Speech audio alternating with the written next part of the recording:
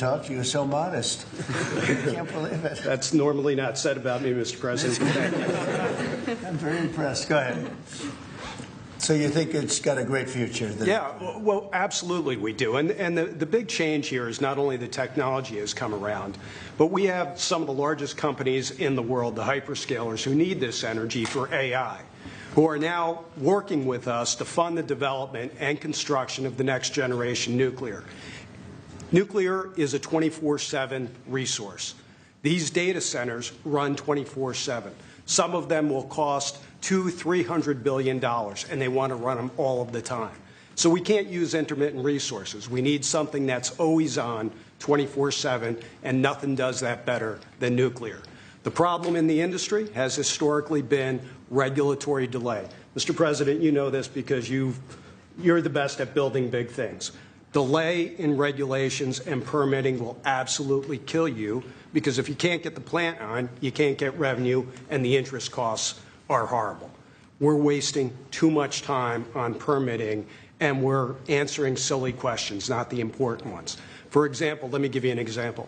In 3 places in this country, we're trying to license new reactors at sites that already have reactors.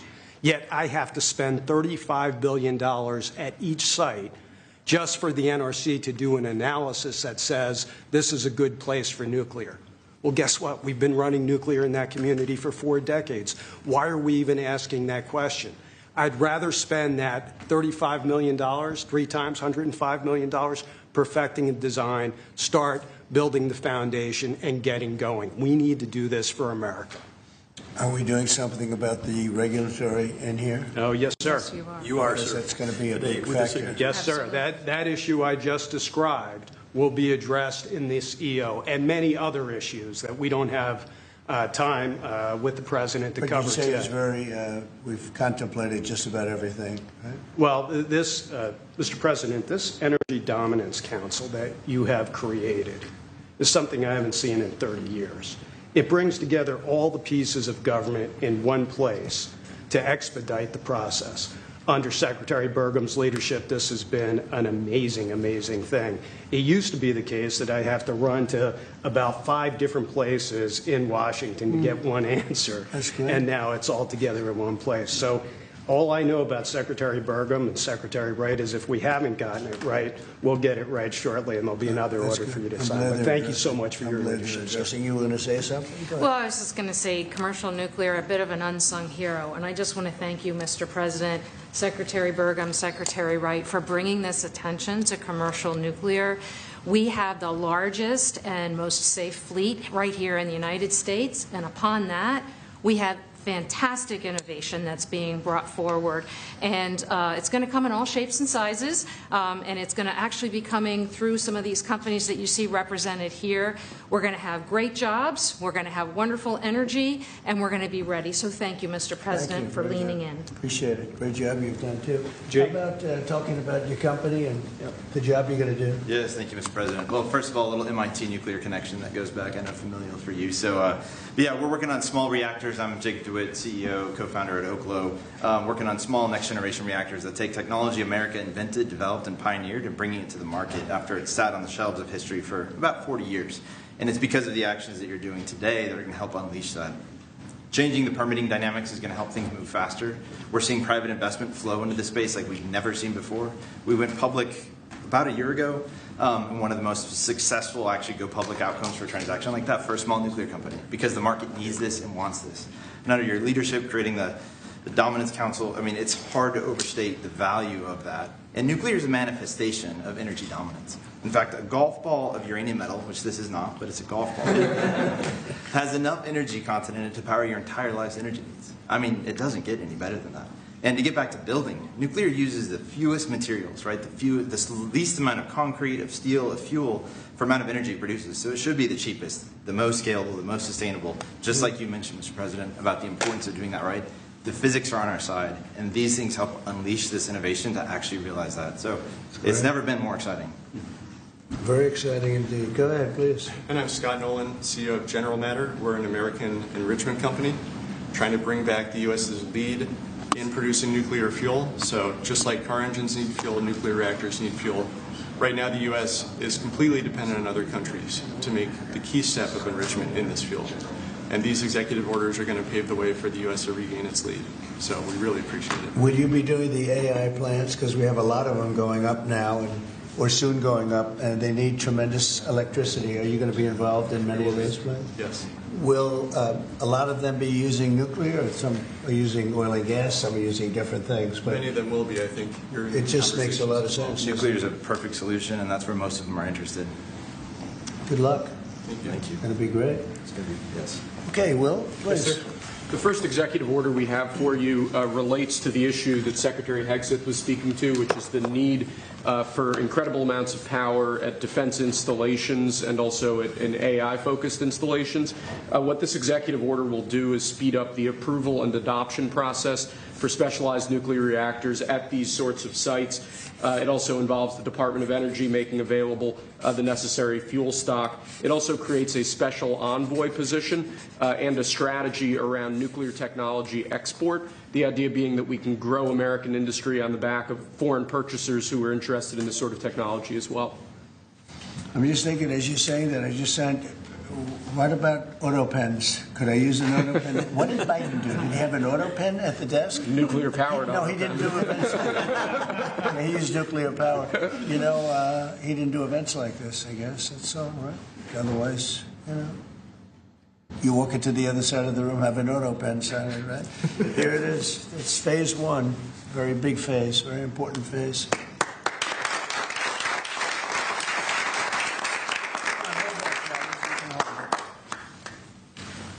Sir, this next executive order is intended to reform the Nuclear Regulatory Commission. You heard a few of the people here speak about the complex regulatory processes that have really held the nuclear industry back. Before 1978, there were 133 reactors built in the United States. Since 1978, only 2 new commercial reactors have come online.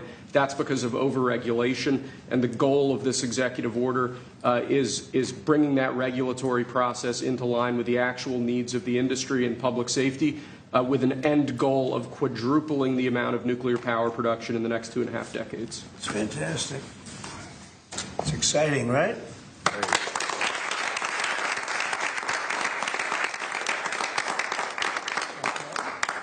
There you go. This next executive order relates to nuclear reactor testing, sir. The degree of overregulation and governmental inaction in this space in particular has had the effect of throttling development of new, highly modernized nuclear reactors that could really revolutionize the field of nuclear power generation. So this executive order, it orders a revised regulatory process to speed this whole process while preserving, obviously, core safety concerns. It also creates a new pilot program with an expectation that we will have 3 new experimental reactors online by July 4th next year. It's amazing. That's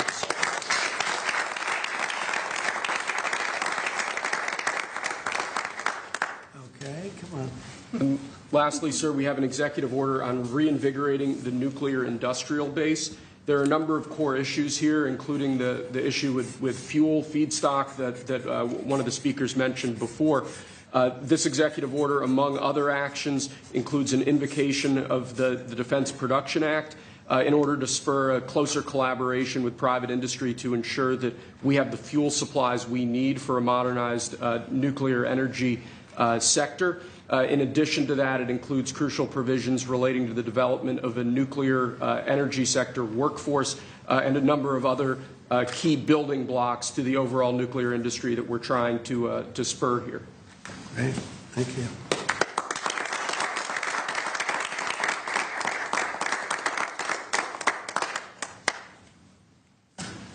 And we have one more for you here, sir. This doesn't directly relate to nuclear energy, but it's on a similar subject.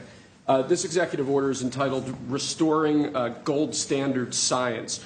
One of the issues that we've had in recent decades is that government policy has been made on the back of junk science, scientific studies and findings that have included conflicts of interest or scientific misconduct.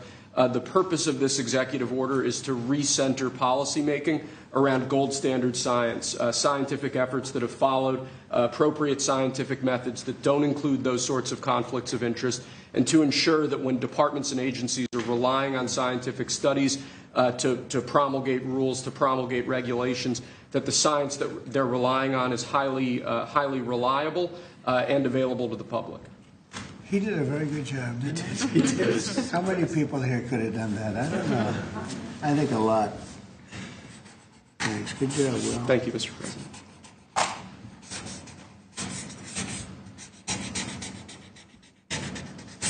Is that it? That's all we have for you now, sir.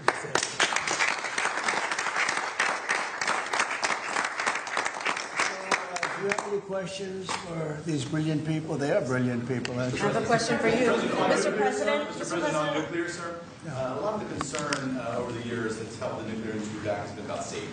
Are you satisfied with those safety concerns? Yeah, we are. It's become it's become very safe, and a tremendous work's been done on that, more than anything else, and it's really the automatic shutoffs. There's so many different things that they have now that they would have never had. You know, my uncle was a great nuclear person years ago, and that was a different, if you would have asked that question, probably it would have been a much different answer. But they have tremendous shutoff power and other powers that, and it's very redundant, as I understand it, like at a level that nobody's ever seen before. So it's safe. And we're going to do a lot of the small ones, and we're going to do some of the big ones. But yeah, very safe and clean. And on your Mr. President, on Apple. Let's keep it on this for a little while. Let's keep it on the nuclear, and then if you want to ask something else, which you might, we'll do that. On nuclear, Mr. President. Yeah, please. What do you say to folks who are concerned that speeding up licensing or even doing fuel reprocessing raises safety and proliferation? Yeah, we're going to get it very fast, and we're going to get it very safe, and we're going to get the people in and out. And they're going to do plants. In many cases, they'll do 3 or 4 smaller ones and put them together. That's what France has done. France has done a good job of this for years. And they, as I understand it, they had basically one plan. And if they needed more, they'd do 3 or 4 or 5 of them. I don't know, we have to go that far, but, you know, there's something about building one big one. But we'll build the big ones, too. We're going to have, I think I would say we'll be second to none, because we're starting very strong. But it's time. It's time for nuclear, and we're going to do it very big. Yeah, please. Mr. President, what about the European Union? You said that negotiations are going nowhere. Where are the kind of points where they're just very slow moving? I've been saying to everybody, they've treated the United States in order to take advantage of the United States, and they've done that. We have a big deficit with them. They sell millions, and we're going to do it very big. Yeah, please. Mr. President, what about the European Union? You said that negotiations are going nowhere. Where are the kind of points where they're slow moving? I've been saying to everybody, they've treated us very badly over the years. It was formed in order to hurt the United States, in order to take advantage of the United States, and they've done that.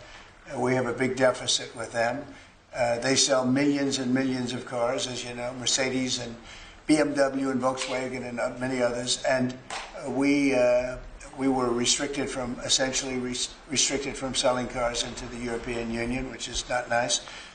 And I just said it's time that we play the game the way I know how to play the game. You know, they've taken advantage of other people representing this country, and they're not going to do that any longer. Yeah. Mr. President, you are a deal maker.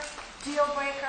What are you hoping to achieve with a 50% tariff on the EU? Well, I think this is there is no tariff, because what they'll do is they'll send their companies into the U.S. and build their plant. You know, we have, I guess, over $12 trillion practically committed. You look at other presidents; they haven't had $1 trillion for a year, for 2 years, for 3 years.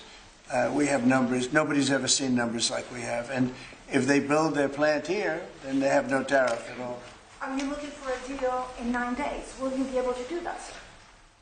I'm not looking for a deal. I mean, we've set the deal. It's at 50%. But again, there is no tariff if they build their plant here. Now, if somebody comes in and wants to build a plant here, I can talk to them about a little bit of a delay.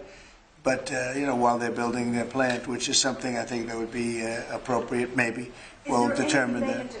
Is there anything the EU can do? I don't know. We're going to see what happens. But right now it's going on June 1st. And that's the way it is. No, they haven't treated us properly. They haven't treated our country properly. They banded together to take advantage of us. And the people behind me know, because they had some of that with their industry. But generally, you know, we signed a great deal with United Kingdom.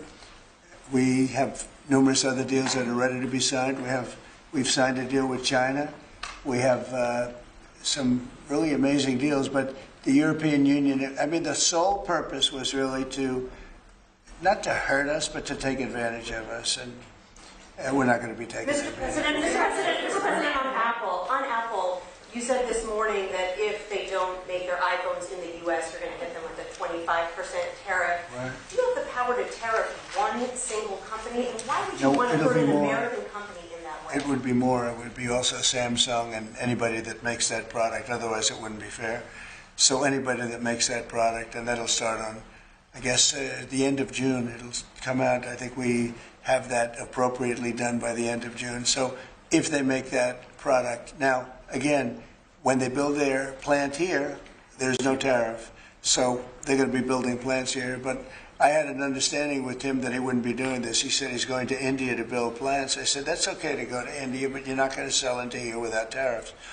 And that's the way it is. Yeah. Well, why would you hurt an American What makes you confident, sir, that Apple can build in the United States at a price that American consumers? Oh, they can. No, they can. And a lot of it's so computerized now. These plants are amazing if you look at them, but they can do that. And you know, actually, as you know, Apple's coming in with $500 billion. So are the chip companies. We have all of the chip companies coming in. The biggest, $500 billion, $200 billion, $250 billion they're spending.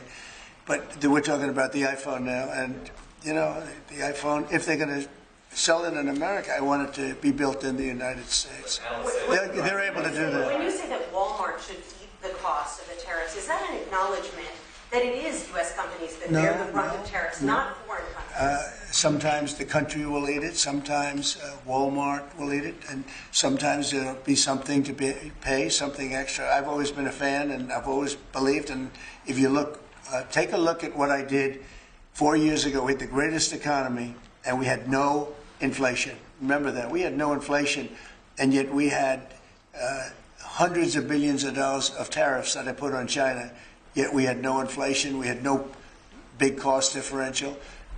Oftentimes, and I don't like it when a department store, because they'll do a lot of business, but you know, they announce record profits and everything else. They have to take out some of their profits or make a little bit less money. But I don't want the consumer. I don't want the consumer to pay. But why impose tariffs that you know are hurting American businesses? They're not hurting, they're helping, because they're creating jobs in America. We're creating tremendous amounts of jobs in America like you've never seen.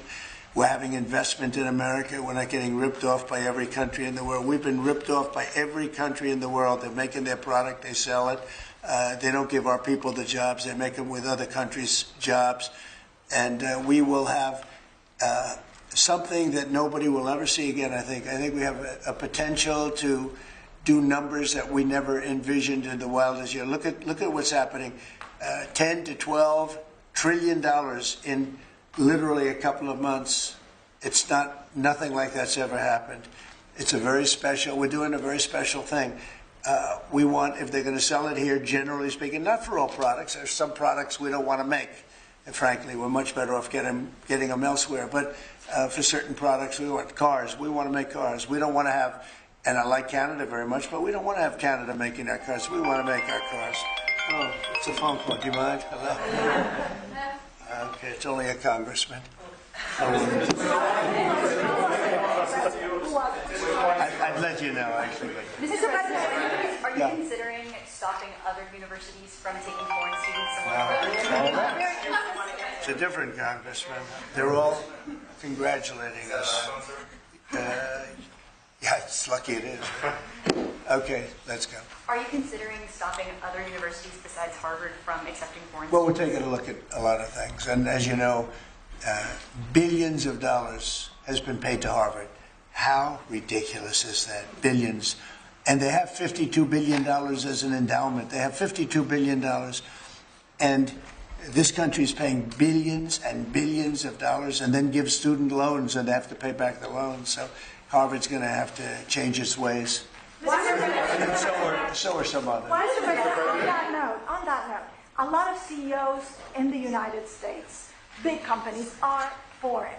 What is that going to do? I'm fine with that. No, I'm fine with that. No, we want to do that. We're actually going to be doing something in the near future that's going to make it possible for people to come into this country and come in and, you know, have a road toward citizenship. And I think it'll be very exciting, but it's too soon to speak. You don't think that banning students? The best and brightest from around the world to I do. come to Harvard. I do, but a lot of the people need remedial math. Did you see that? Where the students can't add 2 and 2 and they go to Harvard. They want remedial math, and they're going to teach remedial math at Harvard. Now, wait a minute. So why would they get in? How can somebody that can't add or has very basic skills, how do they get into Harvard? Why are they there? And then you see those same people picketing and screaming at the United States and screaming at, you know, they're anti-Semitic or they're something. We don't want troublemakers here. But how do people that can't, when Harvard comes out with a statement that they're going to teach some of their students remedial math, that's basic math, that's not the deal. Okay, and anymore? In the back? Are there other countries you're considering shortening the 90-day pause on tariffs for? And then are there specific steps you're looking for the EU to take? We do. Well, we have a lot of requests, and you know, you don't have the people to handle it, frankly. Everybody wants to make a deal. I'm sure now the European Union wants to make a deal very badly, but they just they don't do it right. They don't go about it right. The other thing they do is they sue our companies all the time. You know, they have suits where their judges, I don't know if they're appointed by them, but they're definitely Europe-centric, and we're not going to stand for it. They won a $17 billion lawsuit for Apple, and I read that case, and that's not a case that should have been won.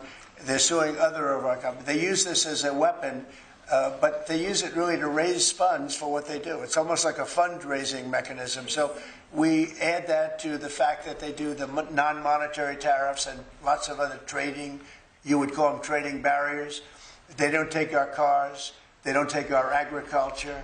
They don't take anything, but we take their cars by the millions. And therefore, they have the jobs.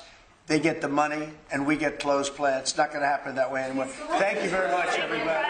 Thank you, press. Thank you, press. Thank you. Thank you, press. Thank you.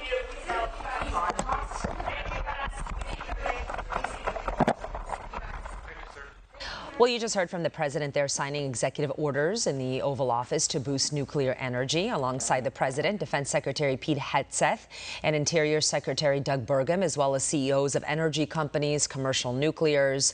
The first executive order President Trump signed speeds up approval for nuclear reactors at defense installations and also includes AI.